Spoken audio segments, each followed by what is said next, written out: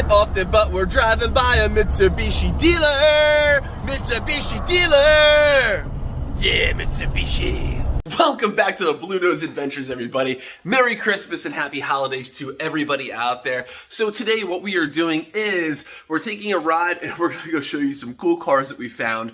And also, as you can see behind me, we're starting to tape off the engine bay because what are we doing? We're going to be painting it. Not the blue color, we're going to paint it back to the factory white, but it's going to look nice and crispy again. I have a before picture. And then after this video, I'll show you an after picture and what the difference is. We're getting some stuff powder coated and a few other odds and ends as well. So let's get to it. Let me show you some crazy cars that we found. Let's do it. Guys, I had to turn into this place because it's got some cool old stuff.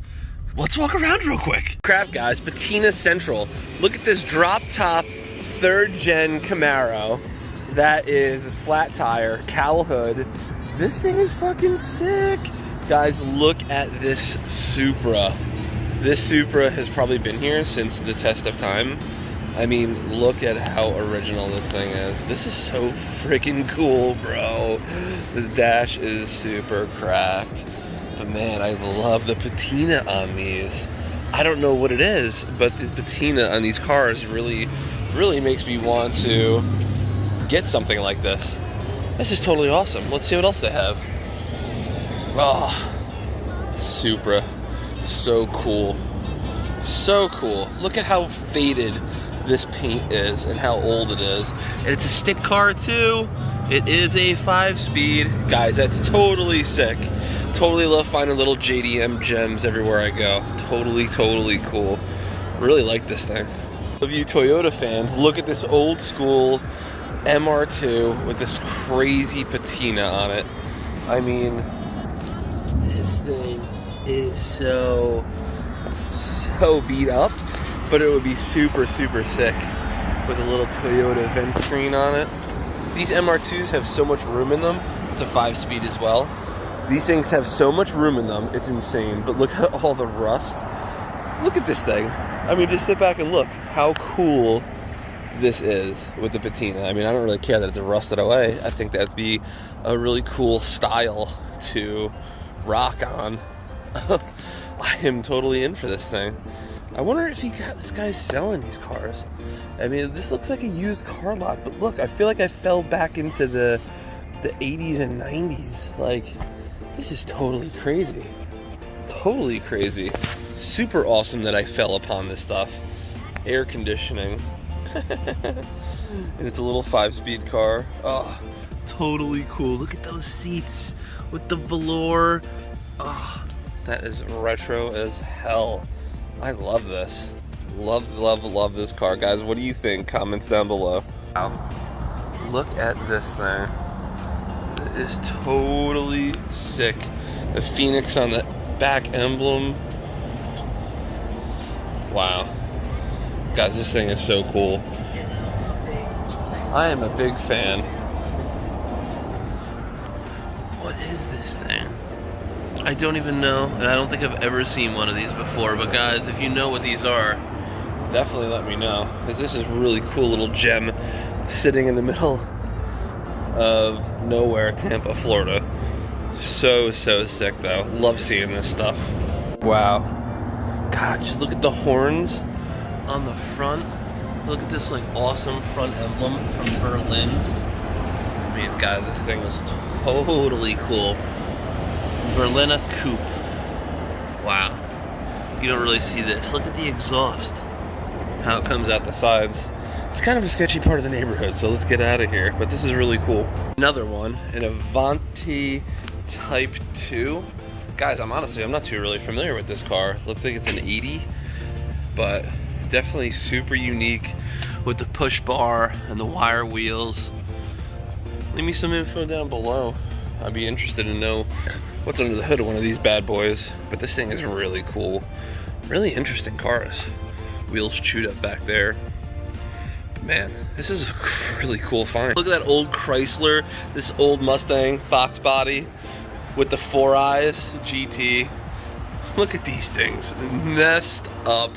These all must have been from a junkyard or something, but I mean, hey, it's totally cool. I can really appreciate it. And still, some of these parts look like pretty good parts. I love a LeBaron. A good LeBaron is always nice. But look, these things have been sitting here for a long time. So, man, this is totally cool. If you guys see anything that you're interested in, let me know. This is really, really awesome. And just like that, we are back in the garage, and this is all prepped for paint. Those are some crazy cars. Guys, if you know any information about those below, please post them down there. But let me show you what's going on, and let's get some paint on this bad boy, because it's ready. Oh guys, as you can see, the car is all masked off for the most part. So we tarped everything, and we basically took everything off that we really kind of could that made sense to be able to tape it all off. So as you can see, all the lines, everything like that is all taped or tin foiled or whatever it may be. So, you know, you could see it's kind of like a pale white, and like, you know, this kind of, you know, disgustingness is gonna go away. So this is gonna be nice, bright glossy white once again, which will really make a difference. So you guys saw the before picture, so let's get to spraying this thing. It took me about 3 hours to take off all the bolts and all the accessories and all the little odds and ends just to actually get it to a point where I think it'll be good enough for right now, until we end up pulling the motor one day, and then we will spray the whole car. So this is what we've been doing for the past couple of hours, and yeah, let's get to actually throwing some white paint on her, and let me show you what it looks like when it's done. As I said, just the paint right now, and then we're going to be replacing a whole bunch of other stuff in here, hoses and polishing some things, and also a new valve cover, a whole bunch of other stuff. So follow along and we'll show you some fun. So let's go. Hey guys, so we are actually using Rustoleum Auto Enamel Gloss White. So gloss white enamel, hopefully the coats will be good. We'll do a couple of coats and see how it comes out. So let's get to, hold on, let's check it. Okay, we're good to go. Let's do this. So it smells like spray paint. Okay, so this is the first coat that we have going on. As you can see, you can already see a drastic difference, no doubt. But there are some little spots here and there. Hopefully the second and third coat will cover. And then we're gonna take all this off, and we're gonna reveal how nice and glossy white it should be again. And I'm sure we'll have a little overspray here and there, and little pieces we'll have to clean up. But it's the next step of making this thing nice again. So let's get to it. Let's do another coat in a few minutes. Let's just dry. In round two, we're actually using our Rustoleum gun. You can just add any spray can to it, and it really helps with being able to spray, and it actually looks really good. So this is round two. Everything is coated now. It definitely looks a shit ton better. I can't wait to take all this shit off, which we're gonna do very shortly because we don't want it to dry and then peel it and then fuck up the paint. So we're gonna do that in a little bit, but I'm gonna let this dry for another 15 minutes, and then we're gonna do one final coat. After we do that final coat, we're gonna peel everything off, and I'll show you the results. So let's do it. Number three, third coat is done. While we were doing that, we actually decided to paint the, if you could see them, those little radiator tabs. So we decided to paint them gloss black. Actually, I'm sorry, satin black. But yeah, guys, look at how pretty she looks. So we're gonna unwrap her and then show you how everything looks and see what we missed, see what we didn't miss. But thumbs up for one spray can in a little bit of time, and I got this sheeting wrap at the dollar store with cheap tape. Looks great. So this whole project was basically 10 bucks. So we'll call it the $10 engine restore project. Maybe, I don't know. Let's unwrap this thing. Okay guys, all the paint is done. It looks really good. But since I had a lot of the stuff apart, I wanted to do a boost leak check, and luckily I did. So I'm crazy like that.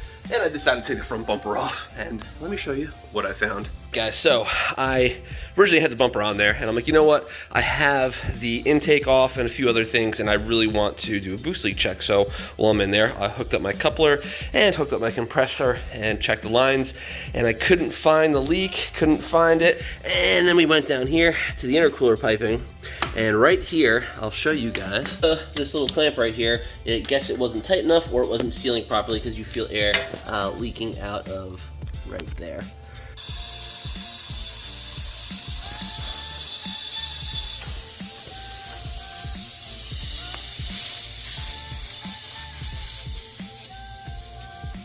Found it! Woo! We're off.